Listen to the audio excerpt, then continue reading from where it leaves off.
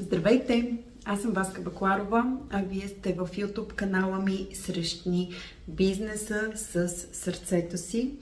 И аз отново в ролята на медиатор. Днес искам да разискам заедно с вас темата дали сме самотни в бизнеса.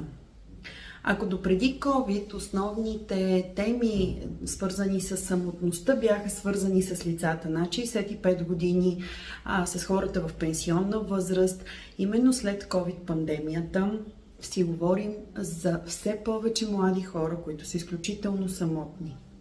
Какво се случва на практика в нашето общество? Когато сме на работа от 8 до 5 или от 9 до 6, когато след работно време бързаме да се приберем вкъщи, ако сме семейни, да се погрижим за семейния уют, за вечерята, за партньора ни, за децата. И в следващия момент, кога е времето за самите нас? Започвайки работа, ние прекарваме по-голяма част от времето си на работното място.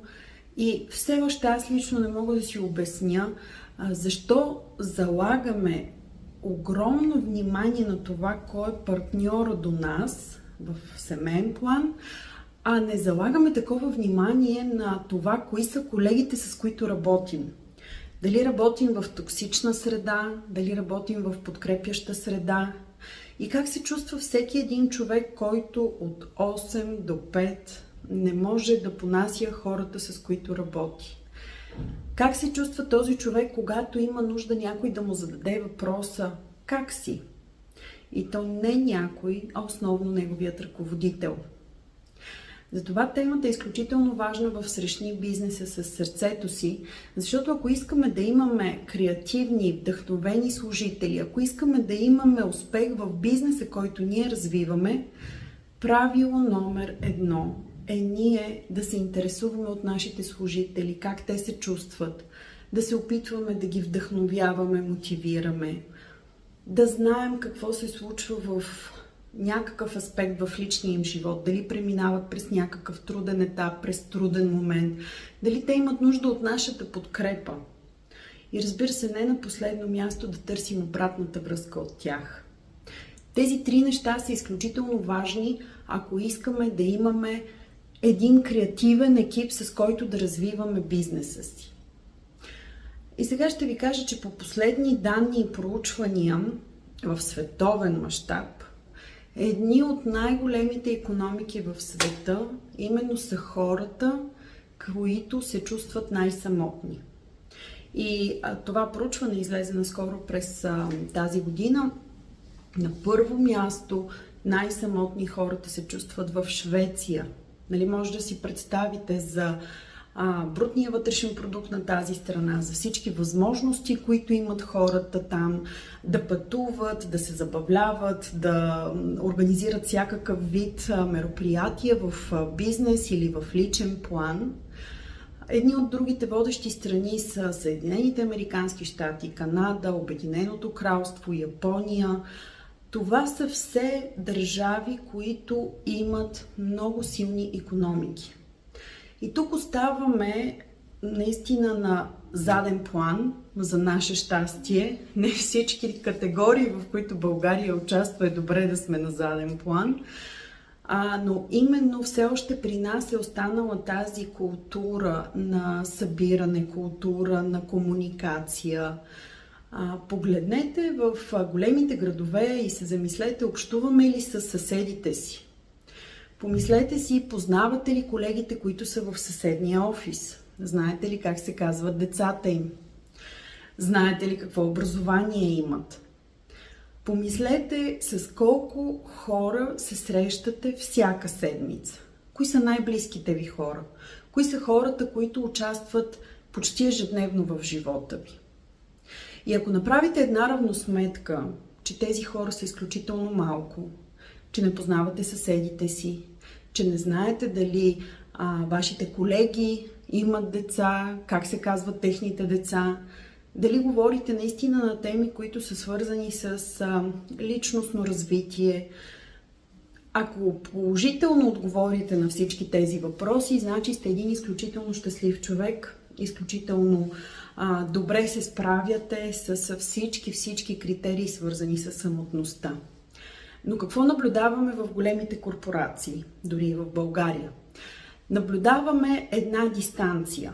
Собствениците, мениджърите се дистанцират от персонала, дистанцират се от чувствата, от емоциите на хората, дистанцират се от това да им създадат една добра среда, в която те да се докоснат, т.е. самите работници да се докоснат до собствениците, до мениджърите, до управителите.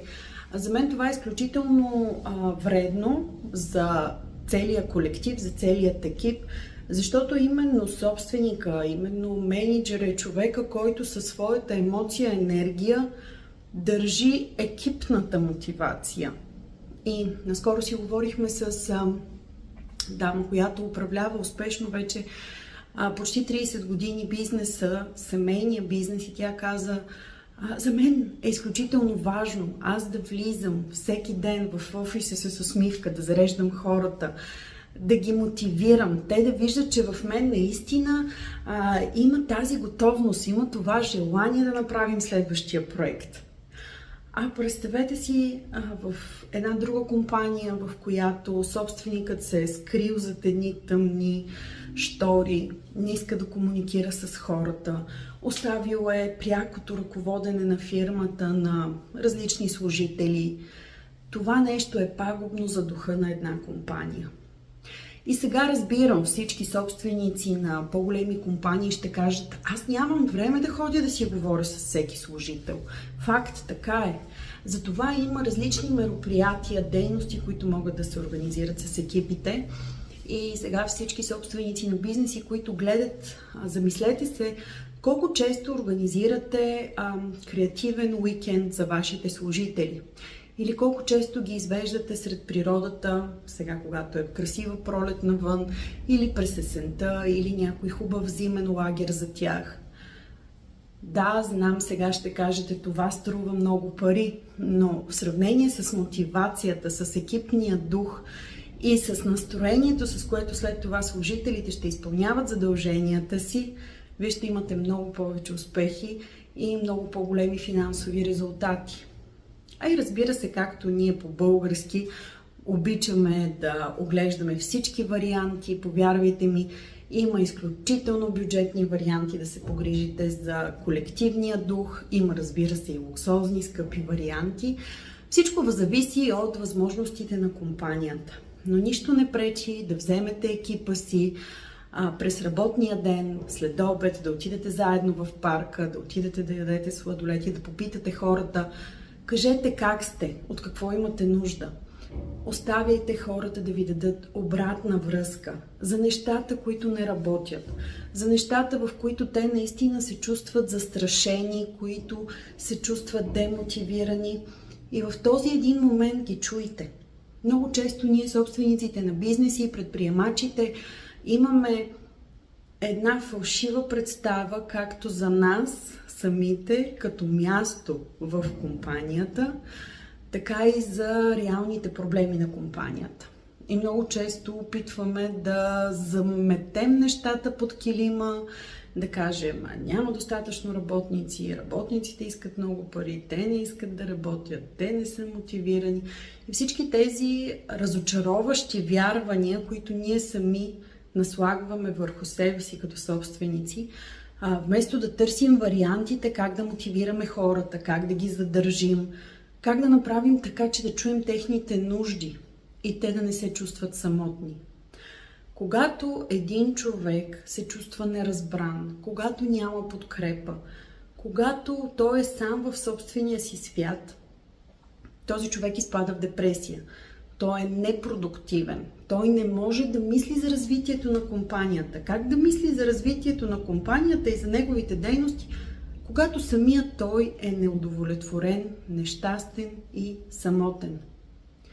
Затова, след като прекарваме най-голямата част от времето си, свързано именно с бизнеса, тук не говорим за свободните професии, тук не говорим за хората, които абсолютно доброволно искат да работят хоум офис и не искат да имат достъп до околната среда и до колегите, до реалната работна сфера.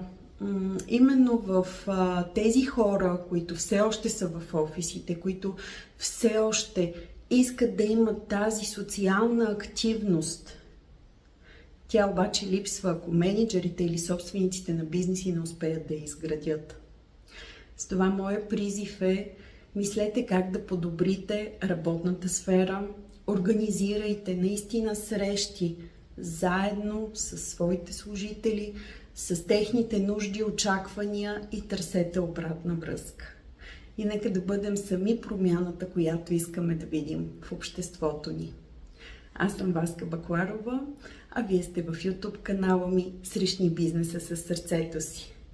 Харесайте видеото, за да може да получавате скоро и следващите подобни видеа, които ще организирам за вас.